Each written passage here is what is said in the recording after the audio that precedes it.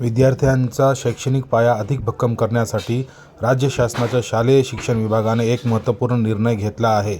यानुसार जिल्हा परिषदेच्या प्राथमिक शाळांतील शिक्षकांना आता आठवड्यातून किमान एक दिवस जवळच्या अंगणवाडीत जाऊन चिमुकल्यांना धडे द्यावे लागणार आहेत.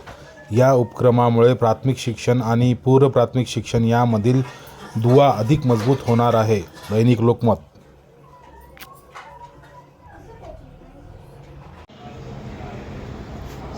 हदगाव आणि हिमायतनगर या दोन तालुक्यातील शेतीसाठी महत्त्वाचे मानले जाणारे इसापूर धरणाचे पाणी अखेर कालव्याद्वारे पोहोचले.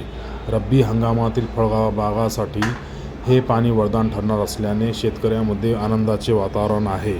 हदगाव हिमायतनगर तालुक्यातील कालव्याला रोटेशनप्रमाणे वेळेवर पाणी सोडण्याची मागणी. दैनिक लोकमत. हदगाव.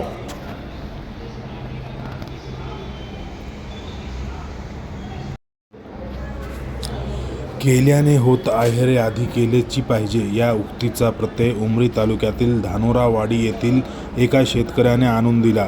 दत्ताहरी लक्ष्मणराव सावळे या तरुणाने केवळ 1 एकर शेतीमध्ये अवघ्या 6 महिन्यात 9 लाख रुपयांचे विक्रमी उत्पन्न मिळवून आधुनिक शेती पुढील एक नवा आदर्श निर्माण केला. दैनिक लोकमत. उमरी.